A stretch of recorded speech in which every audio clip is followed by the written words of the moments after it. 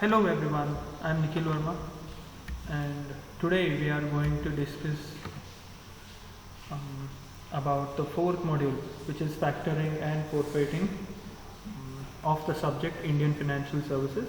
In the previous class we studied lease financing, which is the third module. We covered the theory part and not the problems yet. The practical aspect of third module will be covered in the end of the syllabus coverage. We have already covered it in our classrooms, so we will solve probably one problem or max to max two problems in regards to the third module. Today we are going to discuss about factoring and forfeiting, like I told you guys. So firstly we'll look at factoring. We have to understand that every company that is involved into selling services or goods for that matter, they sell it on cash as well as they sell it on credit. The credit sales that are done, they create the trade debtors, or which are also known as the book debts.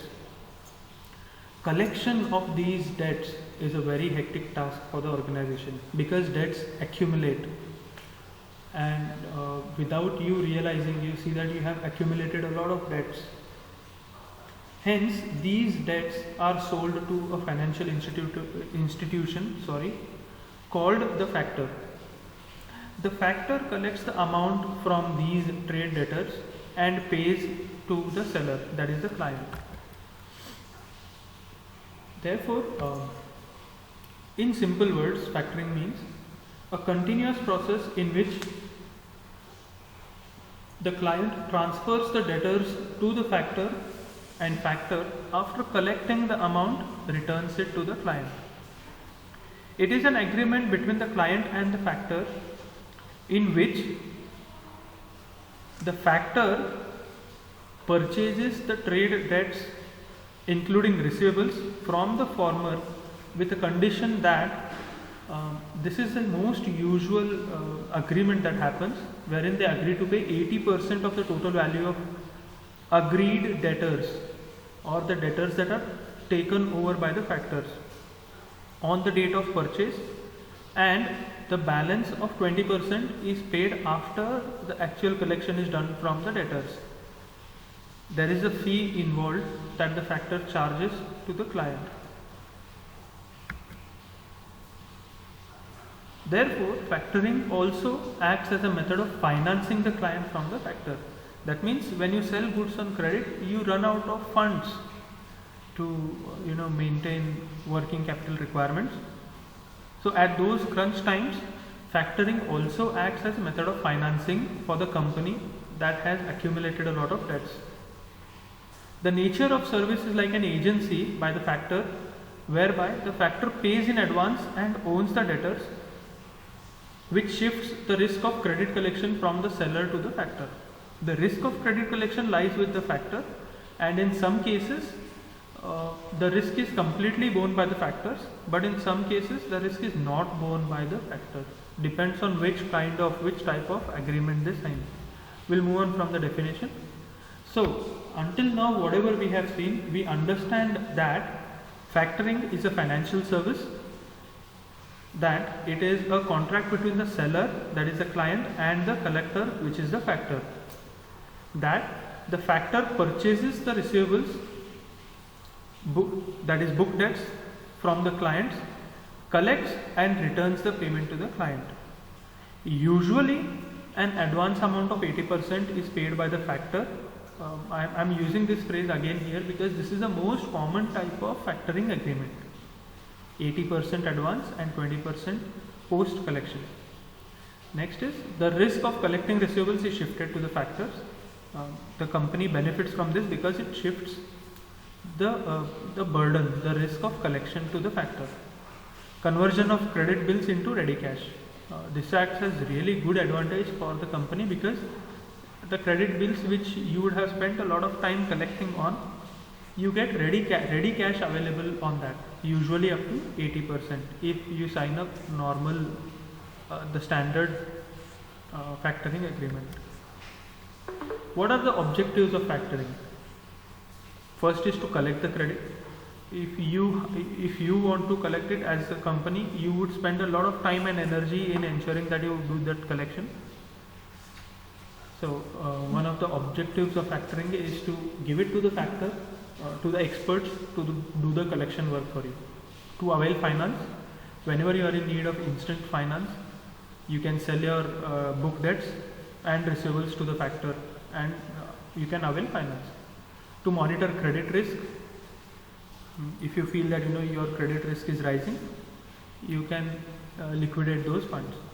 To avail advisory services, if you want expert advice from these factors, they can do that as well. To investigate the credit, to see why you're not receiving funds from a certain debtor. To manage sales ledger, they also manage the sales ledger simultaneously, because this factoring is a continuous process of selling your book debts to the factor. Now let us go through types of factoring. We're not going through all of them. I'll just touch base the important ones. The first and foremost type of factoring is with recourse factoring. The term recourse here means to revert or to go back. It means that the factor goes back to the client to recover the loss due to bad debts. So under this factoring, assume that the factor is not able to collect certain funds and he's faced losses because of that. That is, he's not able to recover money from the debtors. In that case, he has the right to go back to the client and recover the amount from the client. Alright, client as in the person who has sold the debtors to the factor, without recourse factoring. This is exactly opposite to recourse factoring. Under without recourse factoring, the entire risk of collection is borne by the factor. The factor cannot go back to the seller, that is the client, to collect the losses incurred because of bad debts. Next is advance factoring. Like I told you guys, the most common type of factoring where 80% advance is paid, that is advance factoring, where the advance amount ranges from 80% and above, let's say 80 to 85%, and the remaining amount is paid after the collection of all the debts. Maturity factoring is exactly opposite to that of advance factoring. Under maturity factoring, the the amount collected by the factor is paid only upon the maturity to the client. That is, there is no advance in maturity factoring. Next is notified factoring. This is also known as disclosed factoring. There is a mistake on this slide. The invoice factoring should have gone up. Anyways, notified factoring is also known as a disclosed factoring. Under this type of factoring,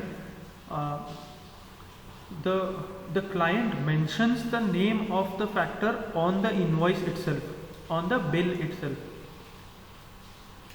Alright, which means the factor tells its customers who the factor is, who is going to do the payment, who is going to collect the payment, or who the customer will have to make the payment to. That is called notified factoring, where a client notifies its customers who is going to do the collection work. On the other hand, confidential, undisclosed and invoice factoring is a type of factoring where the client does not inform the customers who is going to do the collection work, and the collection totally happens on the basis of invoice factoring. Okay. Here the name of the factor is not disclosed beforehand. Then the next two types are domestic factoring and international factoring. Domestic factoring is the common type of factoring where the client, the customers and the factor, all of the parties are from one country itself, whereas international factoring has 4 parties involved, that is exporter and importer. Along with those, you have exporters factor and importers factor. So there are 4 people involved in international factoring. Apart from these main types, we have agency factoring, suppliers guaranteed factoring, limited factoring, buying based factoring, seller based factoring, full factoring, and other stuff. Then this is the difference between factoring and bill discounting. You can go through them, you'll easily understand these once you go through them. Then we'll talk about advantages of factoring. There are multiple advantages of factoring. There are multiple advantages of factoring. That is, you have ready cash available. You can increase your sales volume because there is somebody else who is doing the credit collection for you. So you can do credit sales a lot. Professionals are doing the credit collection work for you. I'm sorry about the background noise if it's disturbing. Kindly adjust with me. Yeah. Going ahead to the next point. It is a part of sales management. That is, because of factoring, you are able to manage your sales far more better. You also get advisory services along with the factoring agreement. You have a healthy economy because the flow of money is happening quicker. The collection is happening better. The company is receiving the money quicker. You know, the entire flow of money in the economy is better. Your balance sheet is better, and you don't have any volume restrictions in what amount you are supposed to. There is no limit to it. Now let us look at the disadvantages of factoring. If there are advantages, there are definitely going to be disadvantages of factoring. Cost of factoring, yes. I wouldn't call it a disadvantage because you won't get such service for free. They are definitely going to charge you for providing these services, but the services are usually they cost very.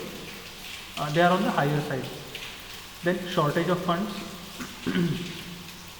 If it is not an advance factoring, then you are definitely going to be falling short of funds. Poor credit rating.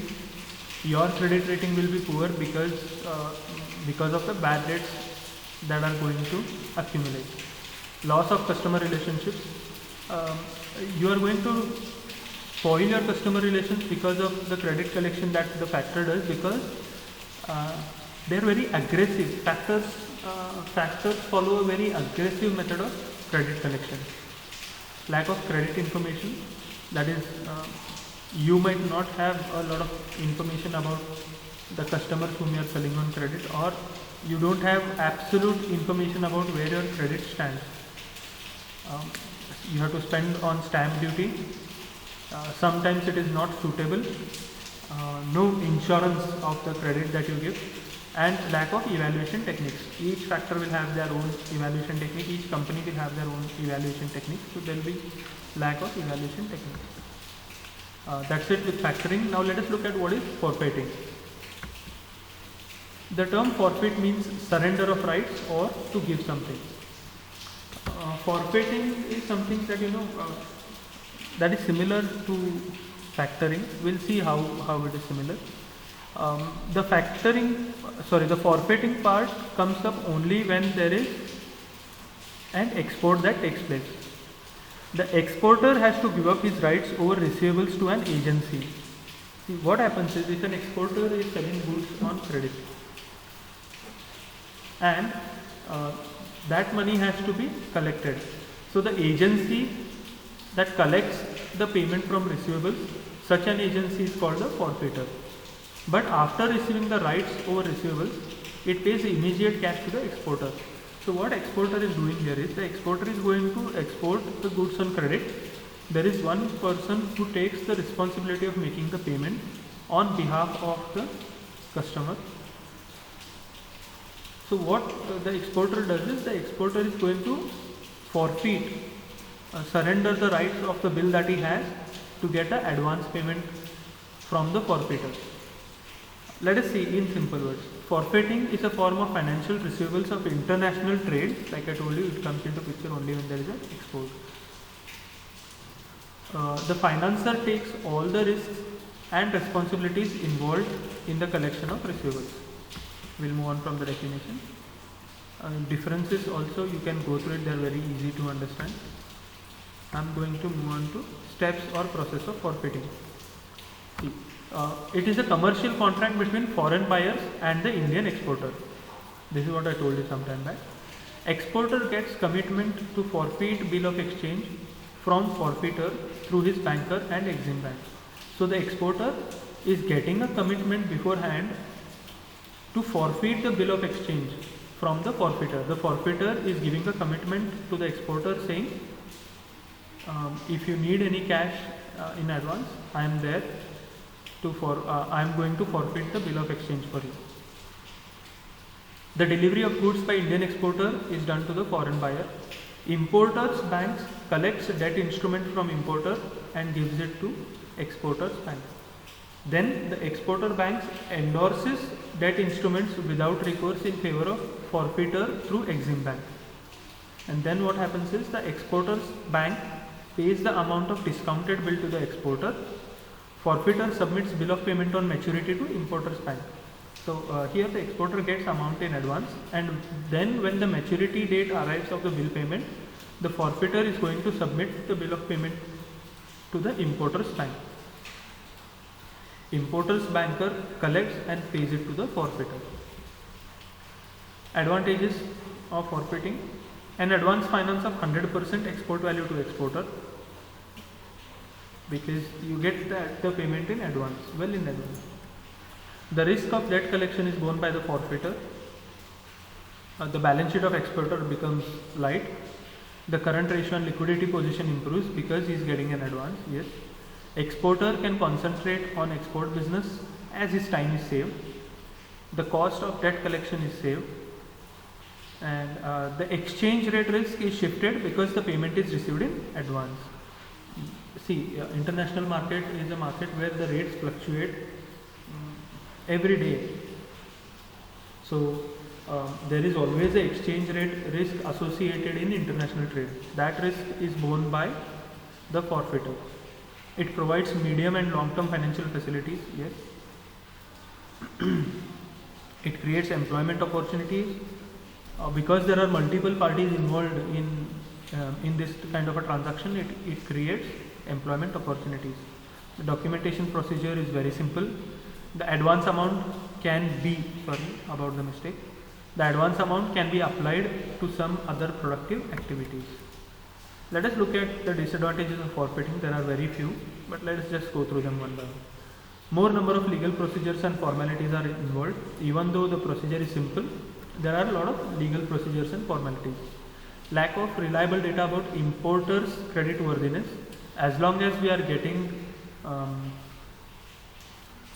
a forfeiter to promise us in advance about forfeiting the bill, we don't care.